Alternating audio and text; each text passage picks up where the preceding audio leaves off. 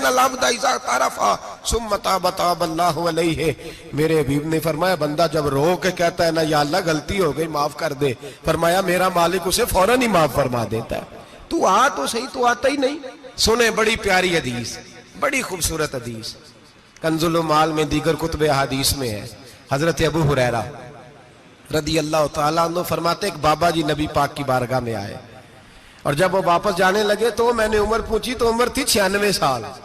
کہتے ہیں بزرگ جب آئے نا تو یہ بھویں جو ہے نا ان کی سفید ہو کے تو یوں آنکھوں پہ آ گئی. بڑی چھڑی بابا جی نے پکڑی ہوئی اور دونوں ہاتھ پکڑ کے نا چھڑی کے اوپر جھکے ہوئے ہیں ایک جانب. قربان جاؤں، کہتے ہیں جب وہ بزرگ مسجد میں داخل ہوئے تو میرے رسول نے کھڑے ہو کے استقبال فرمایا، کھڑے ہو. اور نبی کریم صلی اللہ علیہ وسلم نے آگے بڑھ کے بابا جی کو بازو سے پکڑا اور بٹھایا. حضور بیٹھ گئے. کہا بزرگوں کیسے آئے ہو؟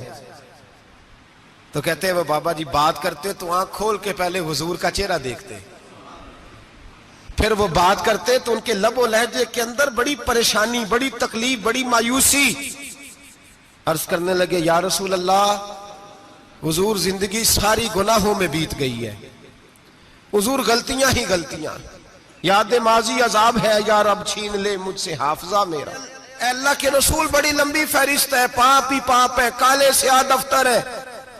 یا رسول اللہ صلی اللہ علیہ وسلم جب پلٹ کے دیکھتا ہوں حضور مجھے نیکی دکھائی نہیں دیتی. حضور اس عمر میں آپ کا ایک صحابی ملا ہے، اس نے بات سمجھائی ہے تو تھوڑا خیال آیا ہے، لیکن یا رسول اللہ صلی اللہ علیہ وسلم اب میرا وجود بیکار ہو گیا ہے، حضور بوڑھا ہو گیا ہوں. 3 باتیں کہیں بزرگوں نے اور نرالی کہیں. کہنے لگے یا رسول اللہ صلی اللہ علیہ وسلم، حضور اب تو میری کمر بھی سیدھی نہیں ہوتی کہ میں نماز ہی صحیح ادا کر سکوں، بوڑھا ہو گیا ہوں. یا رسول اللہ صلی اللہ علیہ وسلم اب میرے اندر طاقت نہیں کہ میں محنت مزدوری کر کے صدقے اور خیرات دے سکوں. یا رسول اللہ صلی اللہ علیہ وسلم اب میں تلوار لے کے جہاد بھی نہیں کر سکتا. حضور نہ میں لمبی نمازیں پڑھ سکتا ہوں، آقا نہ میں صدقات و خیرات دے سکتا ہوں، محبوبہ نہ میں دین کے لیے کوئی جہاد کر سکتا ہوں. بیکار وجود ہے، بیکار. بیکار وجود کو تو گھر والے برداشت نہیں کرتے، بچے دعا کرتے ہیں یا اللہ ابا جی کو پردہ دے دے، اماں کو پردہ دے دے. بیکار ہو گیا ہوں اور آج آیا ہوں تو مجھ بیکار کو میرا رب قبول کر لے گا؟ آج کلمہ پڑھوں تو بیکار ہوں، کسی کام کا نہیں، نہ نماز نہ صدقات نہ جہاد، قبول کر لے گا؟ حضرت ابو ہریرہ فرماتے ہیں جیسے برسات میں بارش کی جھڑی لگتی ہے، یوں مصطفیٰ کی آنکھوں سے جھڑی لگ گئی. حضور کھل کے روئے، کھل کے. اور میرے حبیب پاک نے فرمایا بزرگوں بڑے مجاہد ہیں، دین کے لیے جہاد کرنے والے بڑے ہیں، رب کریم کو آپ کی تلوار کی اتنی حاجت نہیں. اور فرمایا اس کے خزانے کوئی خالی تو نہیں کہ آپ ہی گویا صدقہ دیں گے تو بھرے جائیں گے. اور فرمایا پھر رب کریم کی شان میں اضافہ نہیں کرتی عبادتیں، وہ تو بندے کو نفع دیتی ہیں. میں بزرگوں نہ آپ جہاد کریں نہ آپ صدقات دیں، لا لمبی نمازیں پڑھیں، آپ صدق دل سے آ جائیں، اللہ کے رسول کا وعدہ ہے رب آپ کو بغیر حساب کتاب جنت عطا فرما دے گا. آنا تو شرط ہے کہ نہیں؟ آئیں تو صحیح، نہ پہنچے تو صحیح، آ گئے. اس کو نہیں عادت صدقات و خیرات کی، جہاد کی، تبلیغ، آئے تو صحیح. نہ تو آ ہی نہیں رہا، تو گھر میں بیٹھا ہوا ہے، تو سویا ہوا ہے، تو دکانداری کر رہا ہے، تو پیسے گن رہا ہے، تو آیا ہی نہیں، آ تو صحیح.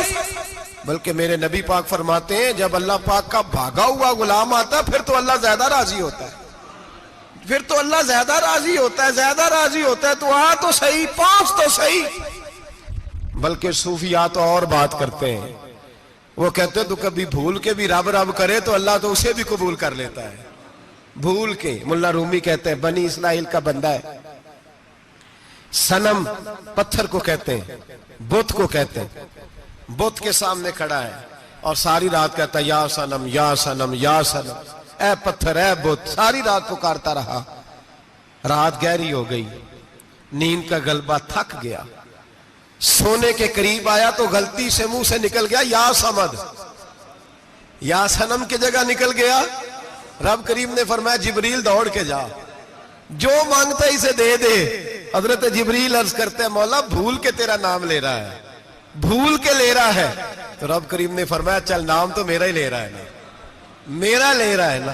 یا اللہ, وہ اللہ کریم نے فرمایا جھوٹے کے سامنے ساری رات کا کھڑا ہے, ساری رات کا پکار رہا ہے, اسے کچھ نہیں ملا تو سچے کا نام لیا ہے. اگر میں بھی کچھ نہ دوں اور بت میں اور مجھ میں فرق کیا رہ جائے گا؟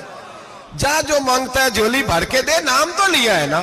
او بھائی تو بہانا تو بنانا, وہ آ تو صحیح نا, تو یہاں آ جا, پہنچ جا, آ جا, بس بیٹھ جا, اس کی بارگاہ ناز میں حاضر تو ہونا. تجھے فرصت ہی نہیں. تو یاروں کے لیے ٹائم نکالتا ہے, بازاروں کے لیے ٹائم نکالتا ہے, گلیوں کے لیے ٹائم نکالتا ہے, چوکوں چوراہوں کے لیے ٹائم نکالتا ہے, ہفتے میں ایک دن ہوٹلنگ کے لیے بھی جاتا ہے, لیکن کبھی چھپ کے 2 نفلوں کی تجھے توفیق نہیں ہوتی. اور میں کئی دفعہ کہہ چکا ہوں, جس بندے کو بغیر عبادت کے رزق زیادہ ملنے لگ جائے اس پر آزمائش ہوتی ہے رب کریم کی. اللہ فرماتا ہے اس کو پیسے دو, اسے آنے نہ دینا, اس کو چل پیسے دوڑ جا. لوگ سمجھتے ہیں میں بڑا ذہین ہوں, عقل مند ہوں, دیکھو میں اپنی ہوشیاری سے, چلاکی سے آگے نکل گیا. تو آزمائش ہے, یہ تو آزمائش ہے رب کریم کی طرف سے, یہ تو اس کی خفیہ تدبیر ہے. میرے بھائی اس کی بارگاہ ناز تک جو آ گیا, آنا تو ہماری ذمہ داری ہے کہ نہیں؟ پھر اس کی رحمت آگے بڑھ کے استقبال